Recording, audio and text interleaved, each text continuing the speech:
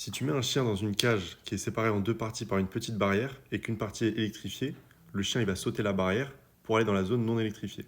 Maintenant, si tu mets un chien dans la même cage, sauf qu'au lieu d'avoir une des deux parties qui est électrifiée, les deux sont électrifiées, il va sauter la barrière pour aller voir l'autre partie, et quand il se rendra compte que les deux sont électrifiés, même si on ouvre la cage, il ne sortira pas. Ça, c'est le phénomène d'impuissance apprise. Enfin, aujourd'hui, on dit plus impuissance induite, parce qu'on s'est rendu compte que l'impuissance apprise, on la prenait pas vraiment. C'est un phénomène biologique. En gros, on est avec un système pessimiste. Le chien, quand il se rend compte que tout est électrifié, même s'il n'y a plus de cage et qu'il peut sortir, il internalise la prison. Par contre, l'optimisme, c'est apprenable très facilement. Roger Bannister, c'est un des nombreux exemples qui le prouvent. C'est la première personne à avoir couru un mile en moins de 4 minutes. Et ça, c'est pas qu'une performance athlétique. Parce qu'à l'époque, c'était décrit par tous les scientifiques du monde comme impossible. En réalité, on s'en fiche un peu de Roger Bannister. Ce qui est vraiment exceptionnel, c'est ce qui a suivi son exploit. Alors que ça n'avait jamais été fait, dès lors qu'une personne l'a fait, plein d'autres ont réussi. Quand mentalement on se dit que quelque chose est possible, alors on peut le faire. Quand on se dit que quelque chose est impossible, le corps ne suit pas.